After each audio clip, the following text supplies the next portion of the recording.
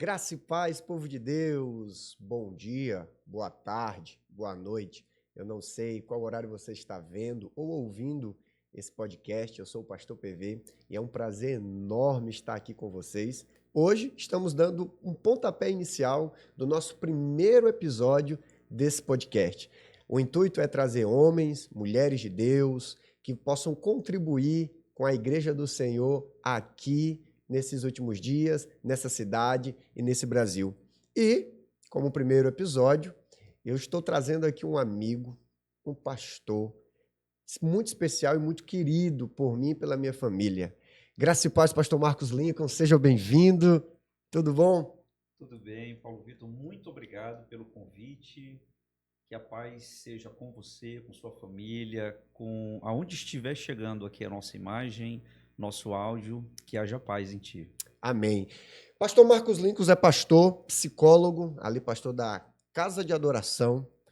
E pastor, vamos aqui ter um bate-papo muito gostoso, muito bom. E hoje nós vamos falar muito sobre essa questão, né, das emoções, espiritualidade, emoção, como casar. Mas antes de chegar nesse assunto, a gente quer te conhecer, pastor, como é que... Eu gosto sempre de apresentar, eu gosto de saber como foi esse processo de aceitar Jesus, como é que foi seu encontro com Jesus, pastor?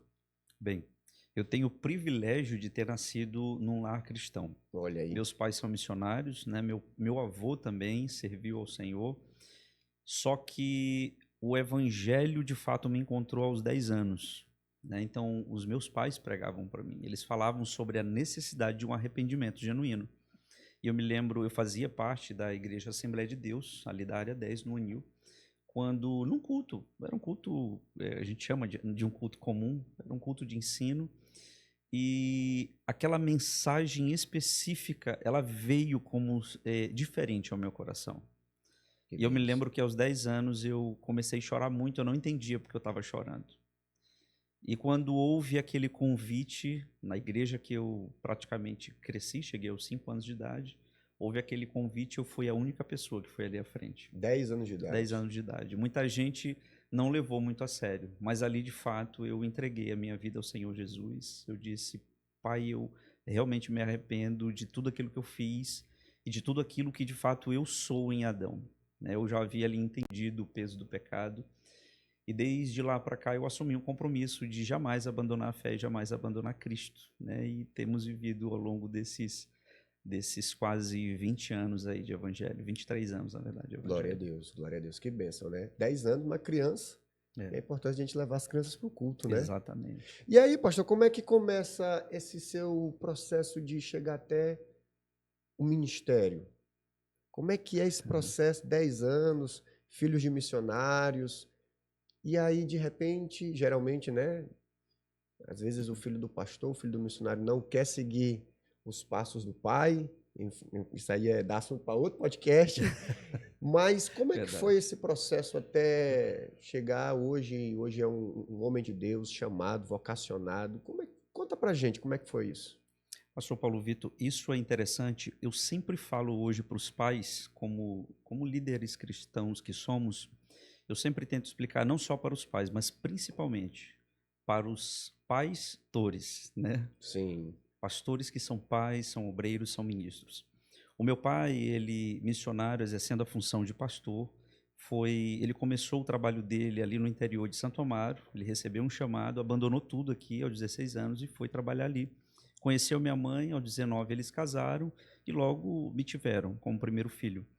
E uma das coisas que mais me chama a atenção é que quando eu olho para todas as coisas que eu vi, vivi e experienciei, principalmente nos bastidores, apesar deles sempre me protegerem para que eu não assimilasse, por exemplo, traições ministeriais, né, que infelizmente Aquelas acontece. situações que Exatamente. a família pastoral. Experimenta, exatamente. Então eles sempre tinham todo esse cuidado. Porém, é impossível, uma vez que você é família, você não Sim. perceber que há algo de errado. Talvez eles minimizaram. Exatamente. Só que chegou um momento em que a gente vai crescendo e, de fato, a gente vai percebendo algumas coisas que são ainda mais pesadas. E eu dizia dentro de mim, eu posso ser qualquer coisa, eu só não posso ser pastor. Só que aí, meu amigo, tem um grande agravante. Qual Será que que é? alguém se identifica com isso hoje? Certamente. Qual que é o grande agravante? Primeiro, a minha mãe, ela sempre me disse, depois da fase adulta, ela disse: meu filho, eu te consagrei no ventre para ser um pastor. Então você poderia ser o que você quisesse, mas ali a chamada é te perseguir, e como de fato perseguiu. Eu fui executivo numa multinacional, tinha algumas formações, né? Deus me permitiu ter algumas formações, atendia muita gente, mas mesmo crescendo numa multinacional, mesmo sendo um executivo, eu estava atrás de uma mesa como essa e é como se faltasse algo dentro de mim o tempo todo. Não era uma questão de Não dinheiro, se sentia porque completo. não me sentia completo, era impressionante. Glória a Deus. E passei quase uma década nessa multinacional, né? Deus me permitiu os lugares que eu passei, como José ia sempre crescendo, mas o que mais me chamava a atenção, e eu sempre digo hoje, é que um dia desse eu estava numa reunião com nossos 40, mais ou menos 40 obreiros, dentre eles 10 pastores, eu dizia para eles: o que me converteu a Cristo não foram sermões do meu pai, não foram. O que de fato fez com que eu permanecesse ali com o Senhor e principalmente permanecesse na chamada foi o fato dele ser pai. Olha aí. Então, era uma época em que, por exemplo, o futebol ele era condenável em determinadas religiões, né? Hoje não, hoje já está muito mais atualizado. Mas na época ainda, principalmente no interior. E essa experiência de ter... Meu pai, por exemplo, ele protegia a minha imagem para não estar na rua jogando futebol. Mas ele levava a gente ali para o quintal e ele sabia que era algo saudável. Ele Jogava a pegava os bola amigos e ali, jogava né? futebol.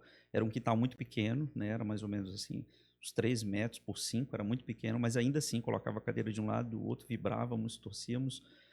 Quando não, ele dedicava ali um tempo de lazer com a gente e sempre aproveitando ali para poder ensinar as escrituras de maneira leve, Muito né? bom. Então, não impositiva. E eu acredito que isso, eu disse inclusive para ele isso essa semana, agradecendo.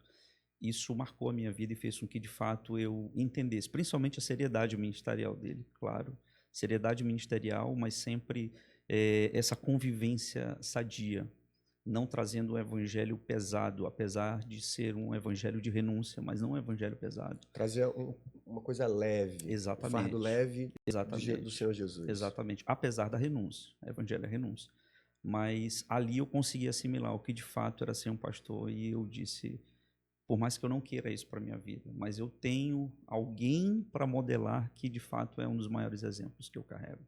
E aí nessa multinacional, o chamado ali se sentindo incompleto, como é esse processo de abrir mão de tudo isso e se entregar ao episcopado? Como foi? Como foi esse processo? Vamos lá. Não é tão simples, não foi da noite para o dia.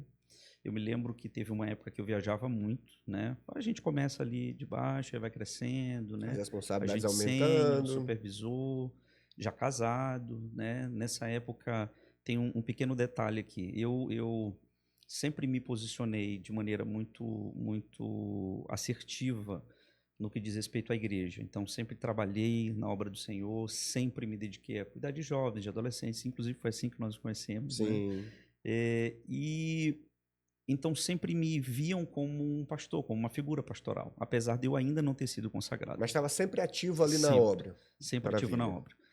Quando eu comecei a trabalhar no secular, eu me lembro assim, quando nós estávamos, eu completei 20 anos, casei, eu disse, meu Deus, agora tem que fazer ainda mais dinheiro para sustentar essa mulher.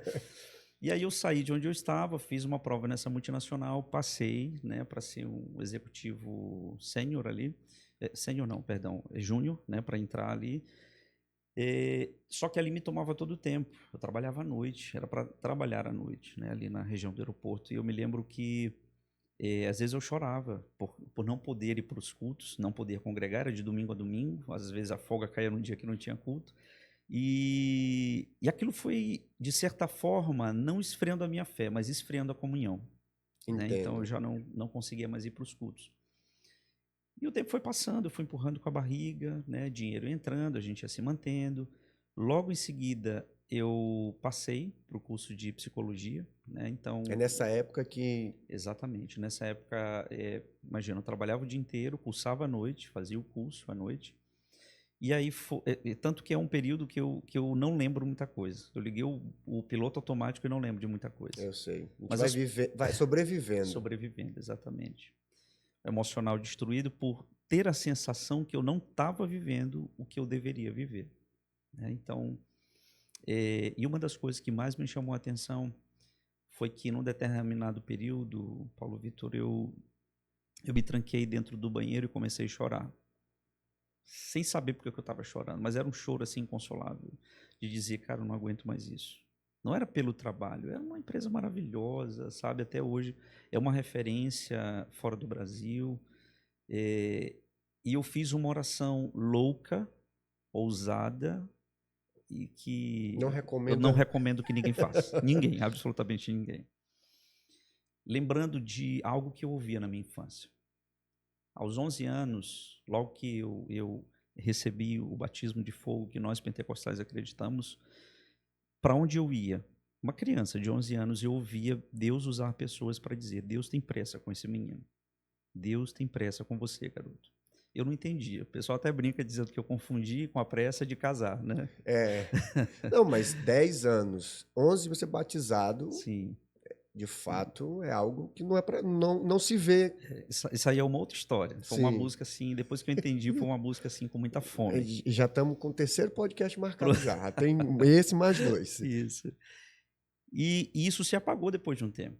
Esse eu tenho pressa contigo. Eu sei. Se apagou, eu engavetei, comecei a trabalhar, entrar na rotina louca, como todos nós entramos. E eu costumo sempre citar uma frase de C.S. Lewis que eu gosto muito, que ele diz assim, em um dos seus livros, Deus ele fala conosco através da paz e da prosperidade. Porém, nós nos distraímos com essas coisas. Então, ele permite a dor e o sofrimento, para daí então nós ouvirmos o ribombar da sua voz. Forte. E aí tinha algo que me incomodava. Eu me tranquei naquele banheiro e eu fiz essa oração. Eu disse, Deus, se tudo aquilo que tu disseste ali na minha infância for verdade, se essa inquietação que eu estou sentindo, ela de fato vier de ti, eu vou fazer uma prova contigo que eu sei que não tem como não ser você a resposta. E eu disse, eu vou entender que realmente tu me queres e eu vou deixar tudo. Eu vou abandonar tudo para apacentar os teus. Isso naquele momento de choro. Naquele momento de choro. Gente, quando a gente está tomado ali pelo sentimento, a gente fala muita coisa, viu? Cuidado, não fale nada baseado pelos sentimentos.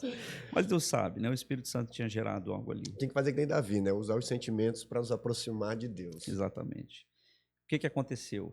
Eu disse, se essa empresa, olha só, olha a minha oração, se essa empresa de fato anunciar que vai sair do Brasil, é algo impossível, uma empresa com alto faturamento, se essa empresa anunciar que vai sair do Brasil, que vai fechar as portas aqui, em um mês, eu tomo essa decisão e eu vou te servir. E eu estou falando isso porque eu sei que é impossível isso acontecer.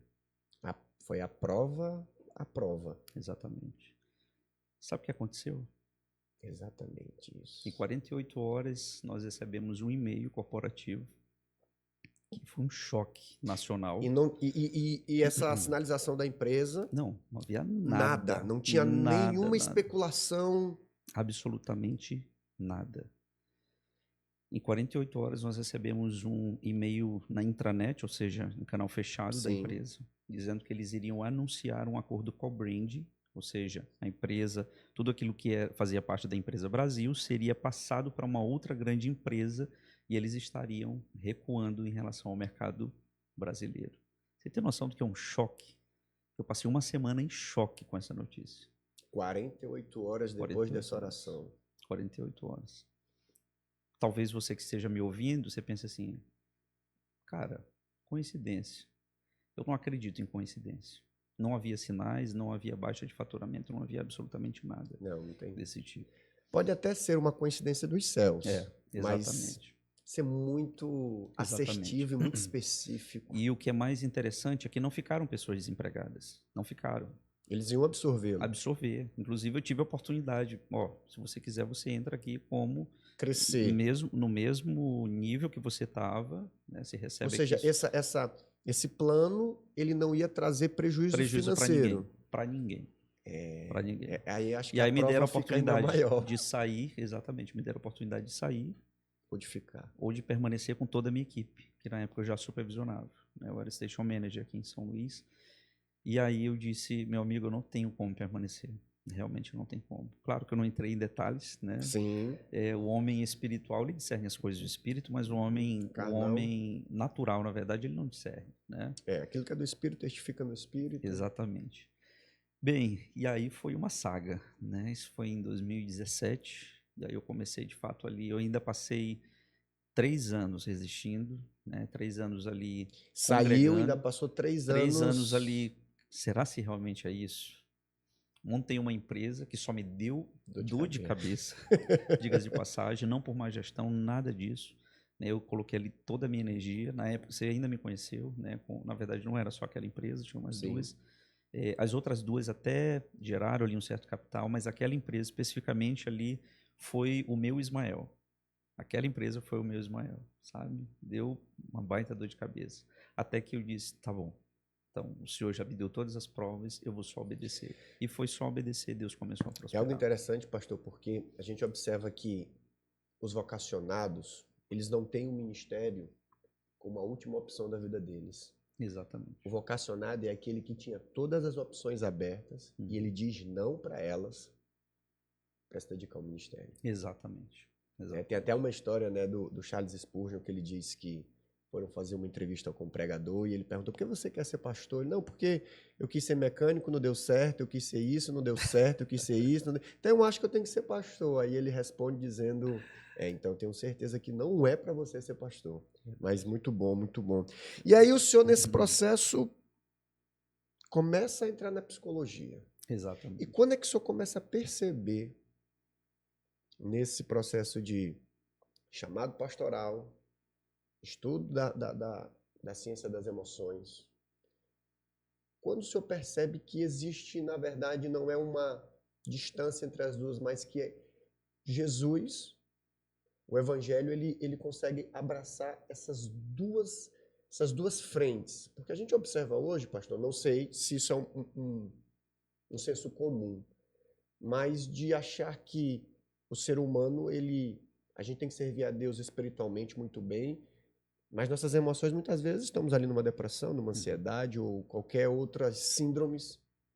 E como é que o senhor percebe esse conjunto, esse evangelho pleno, não só o evangelho no espírito, mas o evangelho no corpo, na alma? E aí, como é que vem se despertar e, a partir daí, se especializando e trabalhando nesse contexto? Muito bem. Excelente pergunta. Tinha que vir de Paulo Vitor uma pergunta complexa dessa. Nada. Mas Mas porque assim, entendam, hoje claro, a gente com vê certeza. Um evangelho muito separado, sagrado, secular, espírito, alma. E conhecendo o Senhor, eu vejo que existe uma sinergia entre tudo isso. Exatamente. Esse é o grande segredo, né? E você me conhece de cozinha, né? Não de sala. Então Sim. você sabe exatamente ali os detalhes, né? Das quais nós já conversamos sobre isso, principalmente no tratar com pessoas, que é a nossa matéria-prima e é a matéria-prima de Deus. Matéria-prima de Deus são pessoas. A psicologia, ela não estuda pessoas, ela vai estudar comportamento. Né? Então, ela vai tentar explicar o comportamento sob uma determinada ótica. Infelizmente, né, a psicologia hoje que nós temos, boa parte dela, ela segue um viés. Né? E aí, há que se fazer essa distinção. Se nós não fizermos claramente essa distinção, por isso que eu sempre falo, é necessário que a gente ocupe ali as faculdades, as universidades, porém, a gente precisa fazer um grande trabalho de alicerce da fé dos nossos adolescentes e jovens. Sim. Por quê? Porque uma vez que se entra, em sua maioria, na grande maioria, há um viés de distorção dos fatos. Né? Perfeito. Nós temos, sim, teóricos, por exemplo, que eles são numa percepção isenta dessa questão, apesar de nós entendermos que espírito, alma e corpo, eles coadunam, sendo uma Uma coisa só. Uma coisa só. Eu não queria usar a palavra coisa, mas enfim, uma coisa só. Jesus ele vai falar sobre isso. Quando você lê, por exemplo, o Evangelho de Mateus, no capítulo 6, a partir do verso 22, Jesus começa ali falando sobre tesouros nos céus. Não ajuntei tesouros no céu, na terra, onde traça, ferrugem, consome. Perfeito. Depois parece que ele muda de discurso, mas ele está falando sobre a mesma coisa até chegar em ansiedade. Olha só, Não a gente está falando, exatamente, a gente está falando de 2000 anos atrás. Só que como que Jesus começa esse discurso? Como que ele começa esse ensinamento? Primeiro falando sobre a correria para a gente juntar muita coisa aqui na Terra. Depois ele vai falando de quê? Se os teus olhos forem bons. Os teus olhos são as janelas da tua alma. Se os teus olhos forem bons, todo o teu corpo terá luz. O que significa aquele texto ali originalmente no grego? Ali, corpo não está falando da matéria física, ele está falando do quê? A tua totalidade. Sim, dessas três. Exatamente, exatamente. Então o que ele está dizendo? Os teus sentidos, eles vão necessariamente revelar quem tu és. Eles vão interferir naquilo que você é. E aí entra o processo cognitivo, né? Que depois a minha abordagem é a TCC, que a gente chama de terapia cognitivo-comportamental. Qual que é a análise que ela faz? Situações, gatilhos, elas vão modelar a forma como nós pensamos. O pensamento ele vai modelar aquilo que você sente, as emoções, e isso, por sua vez, vai refletir numa resposta automática, que pode ser tanto no corpo quanto no comportamento, né? Então, quando nós entendemos que Jesus ele já estava falando sobre isso, quando ele diz os teus sentidos, os teus olhos, a forma como você alimenta os seus sentidos, eles vão então, afetar diretamente a resposta. Já era uma abordagem à luz da palavra psicológica. Sem dúvida alguma. E sem dúvida alguma. É interessante porque quando você diz assim, não, quando chega lá no versículo dizer que não andeis ansiosos, observa que às vezes nossa ansiedade é porque a gente está atrás das coisas dessa terra. Então Jesus já está ali antes dizendo, para tu não estar ansioso, não fique correndo atrás dessas coisas. Gente, o evangelho é tremendo. É completo, você entende isso? Então, Maravilha. Eu estudei todo esse tempo para chegar a uma conclusão. E qual que é a conclusão? O evangelho é completo. Essa é a conclusão. A diferença é o quê? A psicologia ela é uma ferramenta que a gente vai fatiar ali algumas coisas e vai mostrar para as pessoas que a sabedoria, eu utilizo esse termo quando eu estou falando principalmente para ateus, a sabedoria judaico-cristã. Você pode negar o evangelho como fonte de poder e autoridade de transformação. Okay. Alguém pode negar, mas é impossível você negá-la como fonte primária de sabedoria. Verdade. É impossível. Então, é o que eu sempre falo nas palestras que eu dou, quer seja para casais, quer seja dentro da área do comportamento, da sexualidade também, que é uma das áreas que eu falo muito. Se nós começarmos a entender de fato, para você ter uma ideia, Paulo Vitor, eu já falei isso em alguns eventos que nós fazemos, Jesus ele aplica um método que nós utilizamos. Um método. Mesmo, pastor. Um método ele utiliza ali em Mateus 6. Você quer ver? Vamos lá. Se você quiser acompanhar aí em Mateus 6, a partir do verso de número 25. Ele continua falando, ele já falou aqui de tesouros, ele já falou aqui sobre das janelas, olhos, como janelas da alma, ou seja, os teus sentidos alimentam todo esse processo. Pensamento, que é a cognição, sentimentos, que é tuas emoções, e resposta automática. Então, perfeito, todo o teu corpo terá luz. Você vai se comportar de determinada maneira. Aí Jesus ele vai para onde?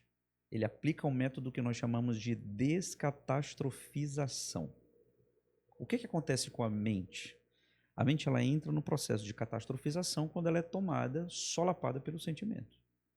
Sim. O que Jesus faz no meio daquela multidão? É o que a gente chama um alto impacto emocional. Exatamente. Causado ali na sua mente. Exatamente. Então vamos lá, situação, você tem aqui a situação gatilho. Sim. Ela vai fazer o quê? Ela vai te levar para o pensamento automático, aquele pensamento que você não quer ter, e quanto menos você quer ter, mais você tem. Exatamente.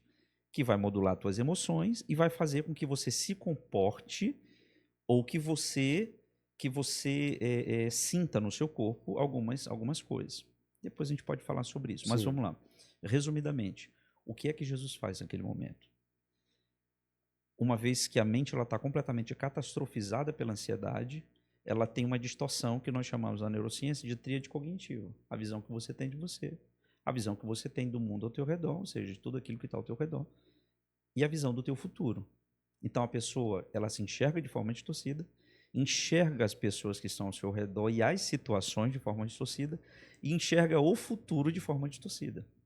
O que é que A Jesus... lente dela está afetada. Exatamente, está afetada. É essa expressão que eu utilizo. É como se fosse um óculos que as emoções te Ela está colocam usando. e você não consegue mais enxergar a realidade. O que é que Jesus faz? Vocês estão vendo aquele passarinho ali? Todo mundo para, olha para o pássaro. Tem que parar para olhar para o pássaro. Ele está utilizando as figuras que estão ali na frente de todo mundo. Sim. A gente faz isso na descatastrofização. Olhe para aqueles pássaros. Não semeiam, não colhem. Correto? Correto, Senhor. Falta alimento para eles? Não. O que está acontecendo com a mente daquelas pessoas? Está sendo trazida para uma realidade. Exatamente. Jesus, ok?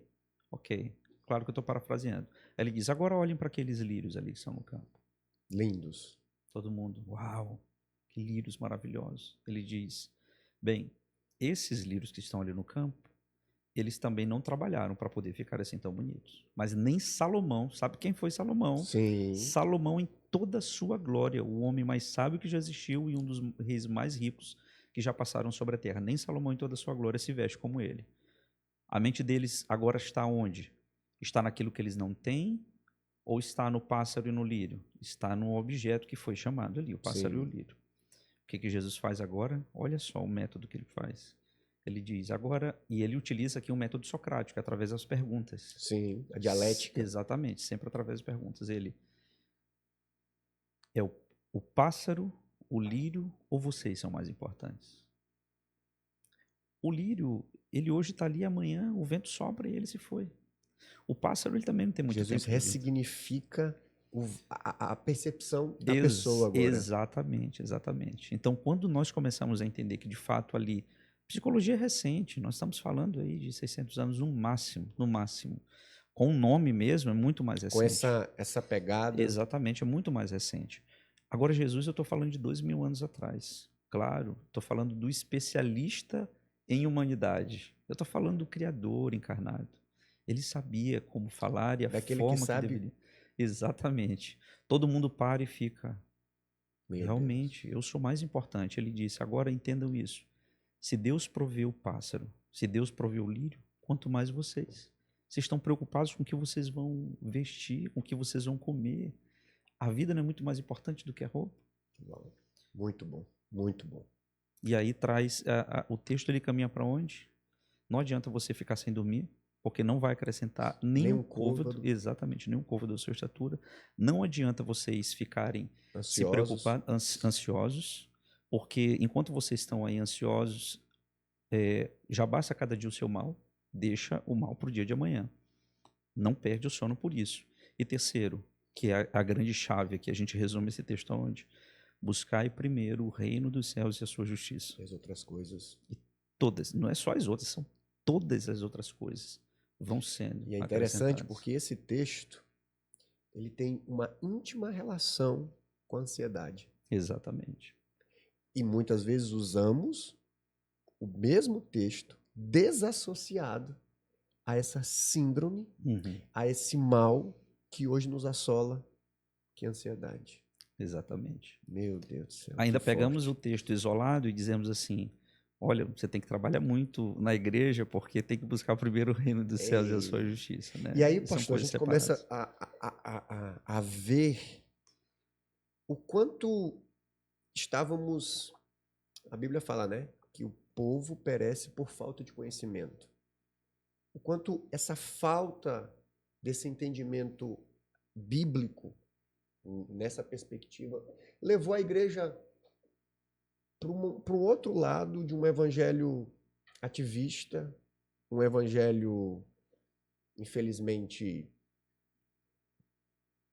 desequilibrado, um evangelho que muitas vezes não é um falso evangelho. Exatamente. E a gente olhando agora nessa narrativa aí de Mateus 6, a gente vê quanto Jesus está preocupado com as nossas emoções. Exatamente, exatamente. E aí a gente vem com... Certa vez eu conversei com o senhor, até queria que o senhor colocasse aí, e aí as pessoas às vezes não entendem por que Jesus teve que encarnar. O verbo se fez carne, ele encarnou em Deus e veio Jesus. Por que, pastor? Tinha que ser essa humanidade de Jesus. nessa abordagem, né? Uma vez a gente conversando, eu achei sensacional o senhor explicando para mim como o fato de Jesus ter sido homem faz com que esse olhar para o homem e as suas emoções, Jesus tinha essa preocupação. Fala para a gente um pouquinho disso, pastor. Muito bem. O apóstolo Paulo vai dizer que ele esteve sujeito às mesmas paixões que nós. As mesmas paixões que nós. E uma das coisas que a gente conversava e que muito me chama a atenção, eu quero abrir aqui falando que não é o evangelho que comprova a psicologia, tá, gente? É a psicologia que, na verdade, vai comprovar tipo o assim, o que a evangelho. psicologia está descobrindo, você olha, mas Jesus já falava isso, né? Exatamente, É isso mesmo. E conversando com... Deus me permitiu estar sempre com alguns irmãos, sobretudo irmãos indoutos, alguns deles semi-analfabetos. É um poço de sabedoria, aquelas pessoas.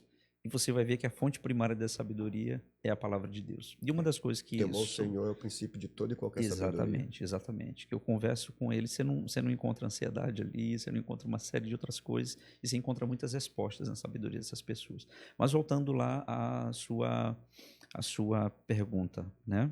É porque, Por que assim, Jesus precisou encarnar? a gente acha que esse encarnar, ele é apenas um fato sobrenatural, mas ele tem muitos pormenores que olhando hoje nesse aspecto das emoções, eu vejo assim, quanto Deus foi completo nisso. Exatamente.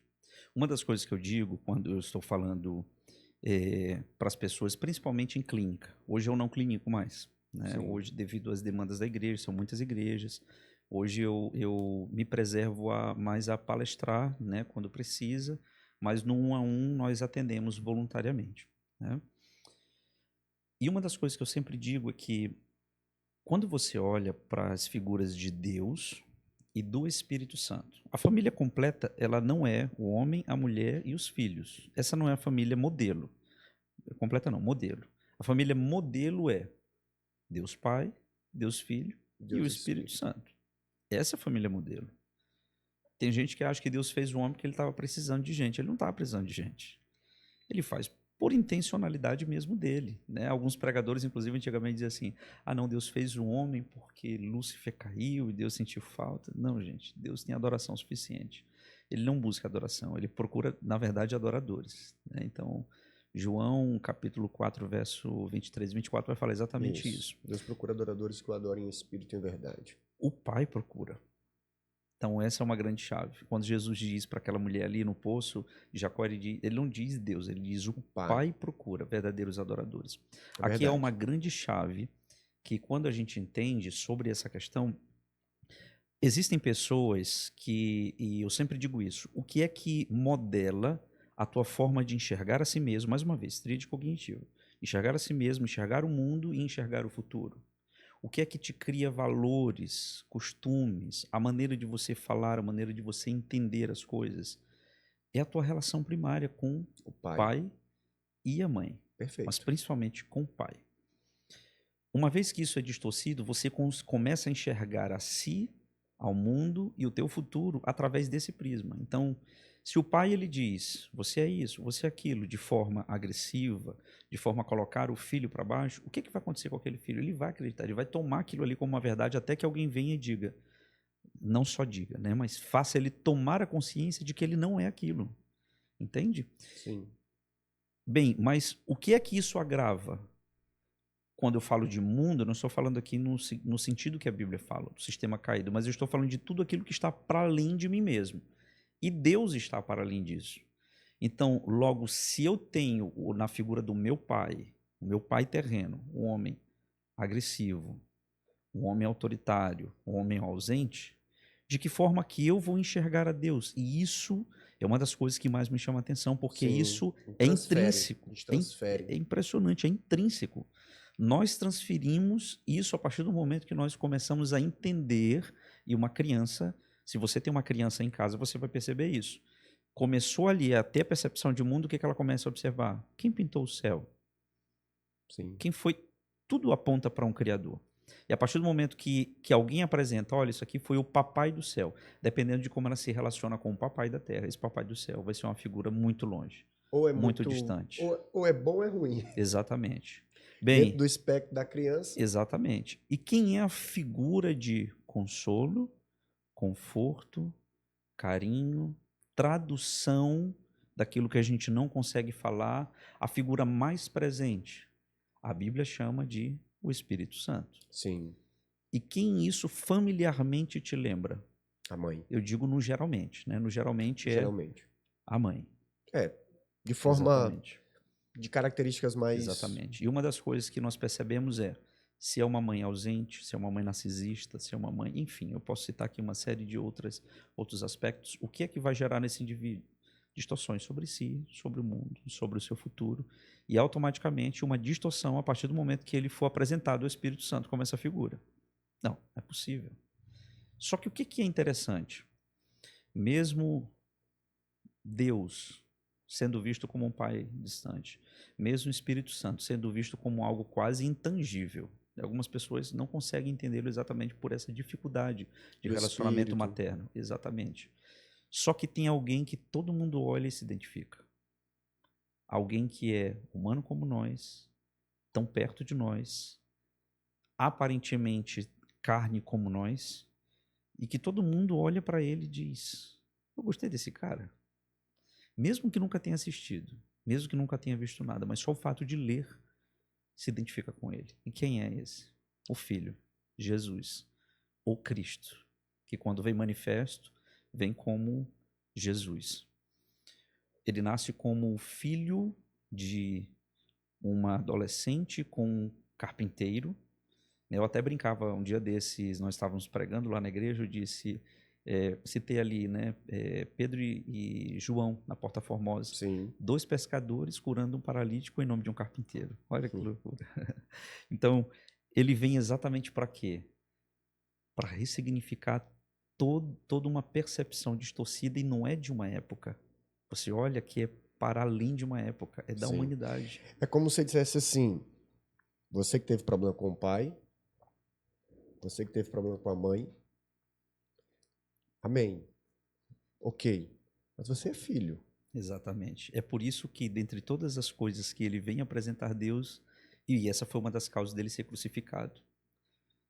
Por quê? Porque antes o judeu ele entendia, Deus é pai de Abraão, Abraão é o nosso pai. Jesus ele entra e diz, não, Deus é meu pai, quem vê a mim vê o pai, e vocês também podem ser filhos. Tá ficando maluco, rapaz? Que história é essa?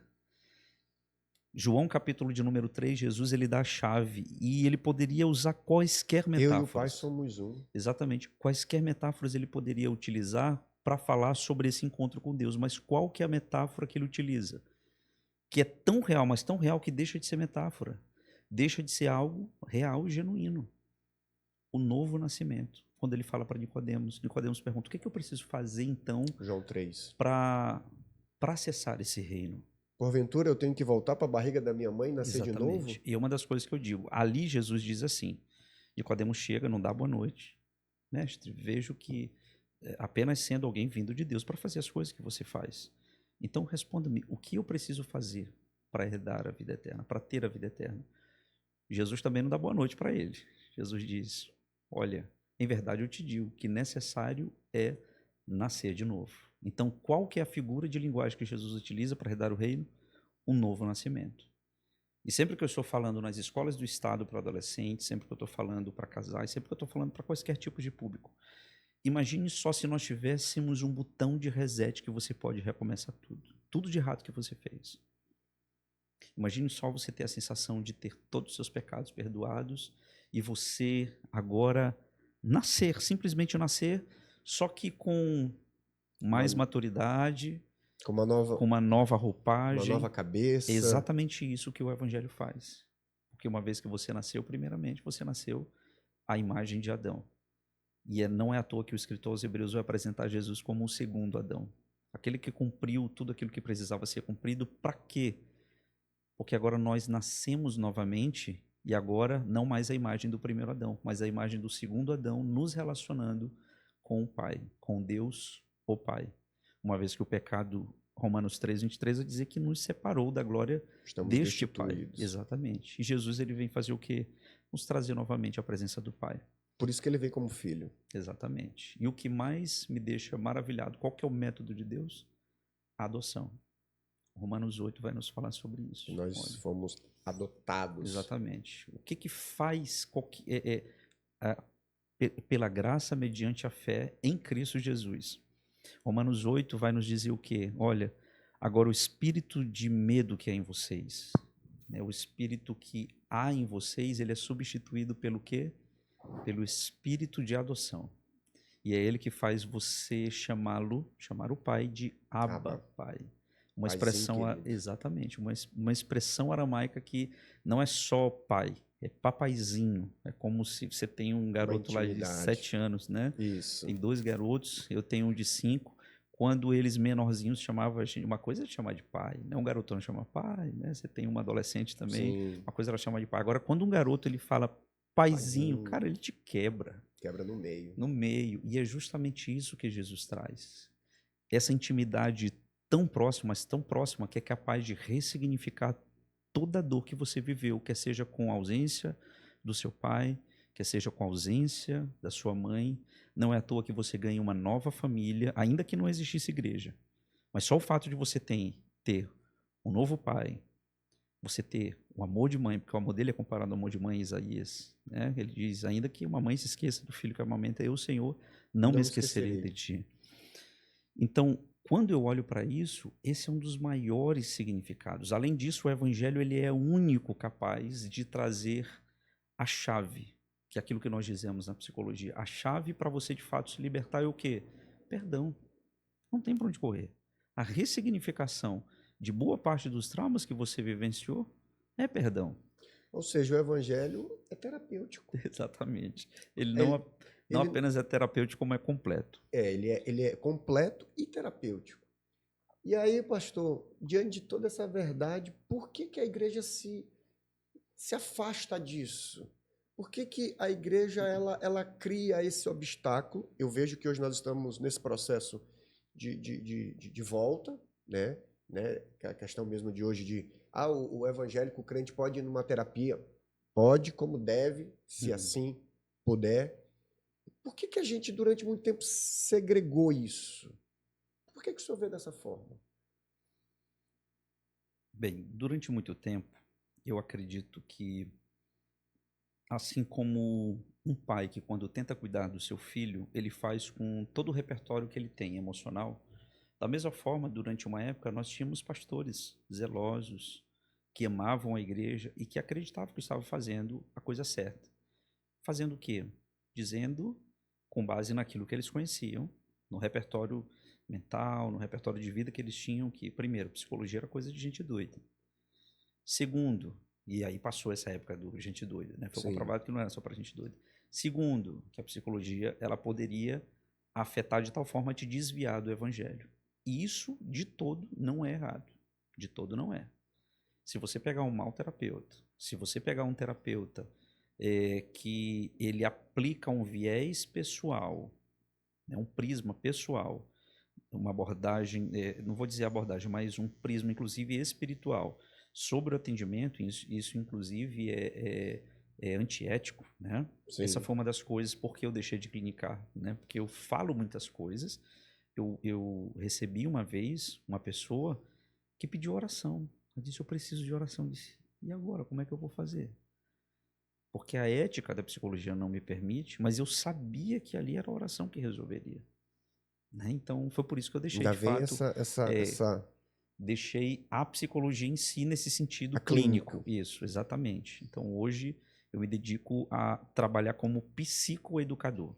Então, mas essas regras de éticas é mais pelos conselhos de psicologia, né? Sim, sim, pelos conselhos.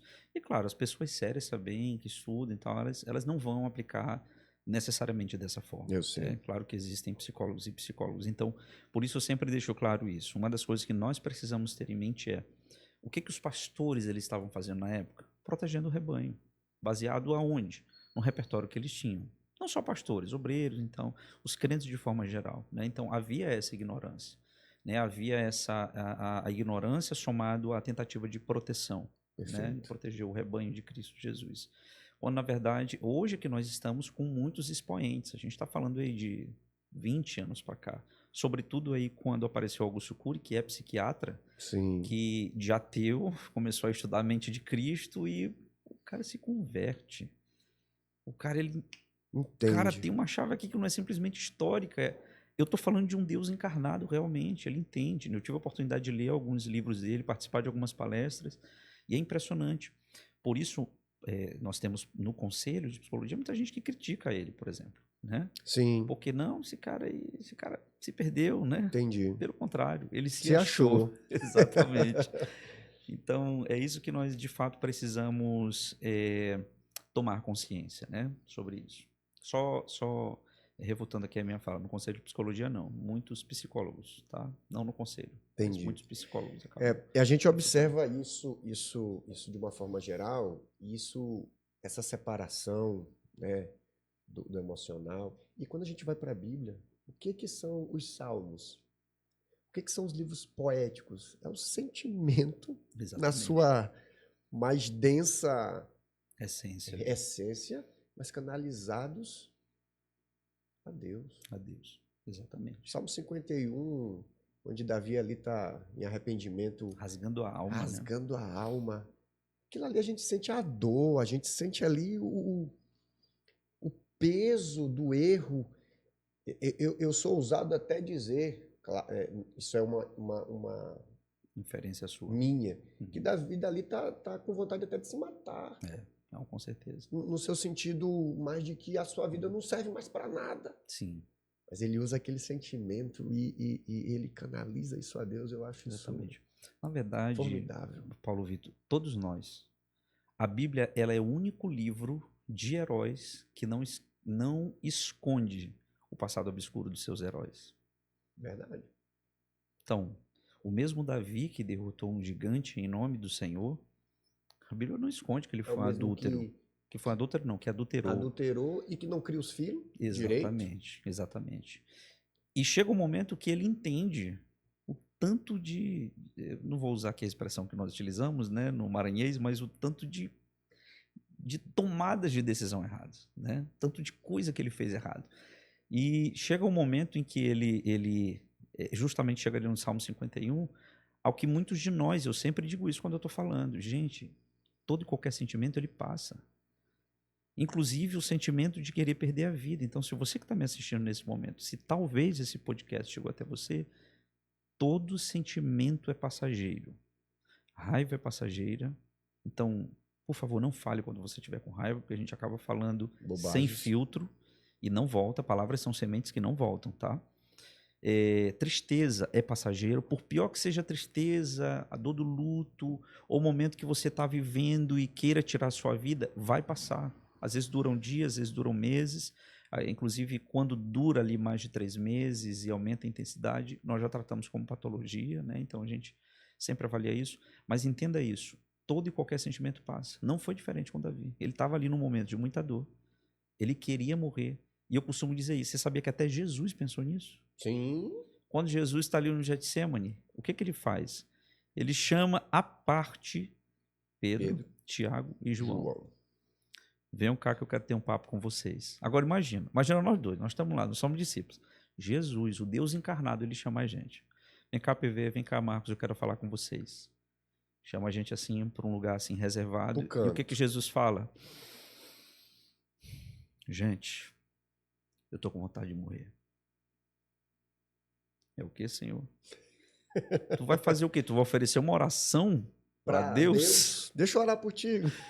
Até isso, querido, a Bíblia nos ensina. Jesus diz, a minha alma está angustiada até a morte, ao ponto dele querer morrer. Ele não era suicida, é diferente. Mas era um sentimento de querer morrer. Quantas vezes nós sentimos assim? E gente, eu estou aqui, estou expondo algo aqui que é sério, inclusive na lida ministerial. Às vezes o peso ele é tão grande que a gente, Senhor, né? A gente diz isso assim, às vezes brincando. E é interessante porque a gente, quando a gente diz nós crente, é demônio, Exatamente. Ixi, vão botar a mão na cabeça, manifesta. Uhum. Mas Jesus teve o mesmo sentimento. Exatamente. E aí uma das coisas que eu costumo, hoje como pastor nessa experiência, costumo dizer que tem coisa que é demônio. E demônio a gente repreende e ele sai. Acabou. Mas tem coisa que é pior do que demônio. Sabe o que é pior do que demônio? É hormônio, meu amigo. Hormônio é pior do que demônio. Costumo dizer que hormônio não se converte. Não se converte. Então você precisa fazer o quê? Tem que fazer tratamento. Eu vou só abrir aqui abrir um parêntese para contar a experiência, já que a gente está falando aqui de hormônio, demônio, de uma determinada. Logo que eu comecei a estagiar, a igreja da qual nós fazíamos parte tinha um centro assistencial bem em frente, né? Então eu ouvi um barulho lá fora, assim, sabe, uma gritaria muito grande. E eu tinha acabado de terminar de atender um senhor quando de repente ouvi lá na recepção uma zoada e a voz de dois pastores que estavam na igreja, que era em frente ao centro assistencial. Quando eu saí, eu estava de jaleco, estava sem recepcionista nesse dia, veio uma mulher toda descabelada, estava com um vestido já aqui meio aberto, veio na minha direção, bufando, ela vinha... E eu entrei na sala, essa mulher pegou um banco de madeira, jogou em mim, quase pegou, eu disse, se acalma, e eu aqui orando em espírito, eu disse, meu Deus, isso aí é legião, com certeza, porque para essa mulher tá desse jeito. E aí eu disse, se acalme, respire fundo. Eu fiz igual Jesus, como é o teu nome? Para ver se falava legião. E ela falou o nome dela, né? Ok, se tá um nome qualquer, né? Chica.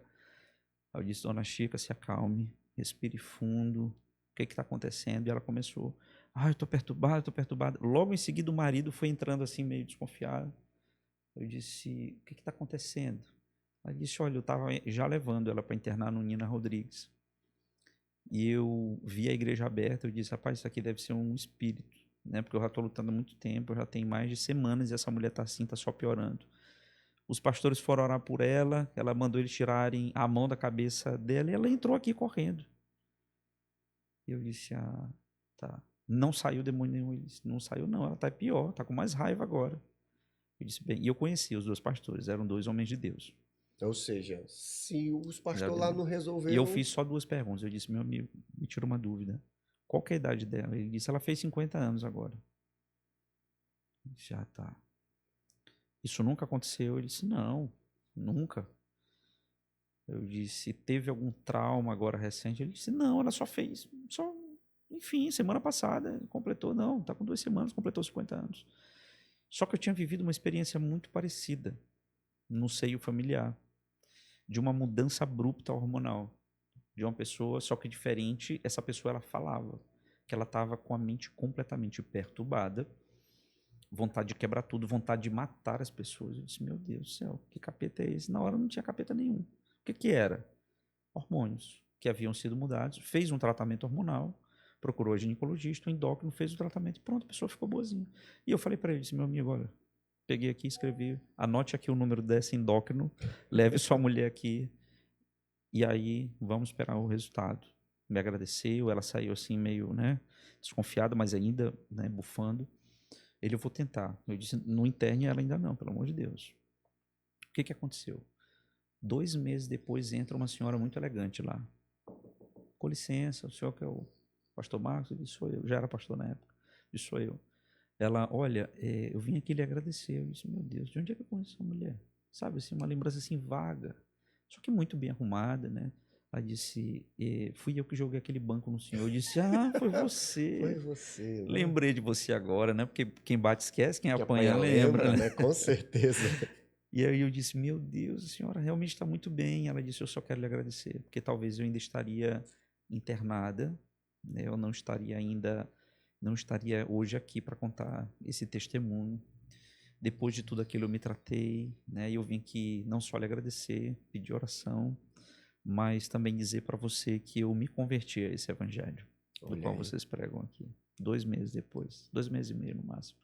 Então, não só dessa vez, ontem mesmo eu estava com uma situação como essa, pessoal ali da região do Maiobão, né? Acaba que vai correndo, né, aqui o nosso nome, e aí um rapaz que já tinha visitado a igreja e tal, ele afastado, e aquilo que parecia uma possessão demoníaca numa adolescente. Não era.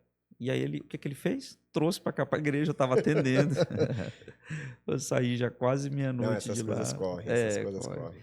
E aí eu conversei com a mãe, perguntei tudo direitinho, na hora o que era. Não tinha possessão nenhuma. Hormonal. Só que ela é hormonal. Ela é um caso assim raríssimo, nasceu sem a glândula tireoidiana, isso. Ixi, E então, aí, mudanças de humor. exatamente. Só que o que estava fazendo ela agir daquela forma, a falar como ela não fala, uma menina muito, muito meiga, muito dócil, dizer que estava vendo coisas, né? O que fazia ela fazer aquilo? Um remédio que foi introduzido, que é um remédio para esquizofrenia, né? Foi passado errado, né? Ninguém sabe como foi que teve essa confusão. E aí, simplesmente isso, né? Liguei pro psiquiatra dela e tal, disse, não passei e tal. E aí o resultado, né? Trocou. Agora pela manhã ela ia trocar o medicamento. Olha aí. Para poder. Não tinha nada de demônio ali. Que edificante. Pastor, meu amigo Marcos, como esse assunto aí a gente vai ter que trazer para outras conversas, outros podcasts. Mas eu sou muito grato a Deus, viu? Grato a Deus por esse conhecimento disponível para o reino. E você aí que está nos escutando, você que está nos vendo, você que está nos assistindo, aproveita, segue, compartilha, faz lá seu comentário.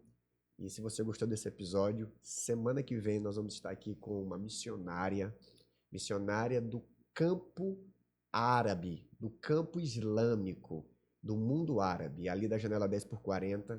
Esteve na nossa igreja e foi uma bênção.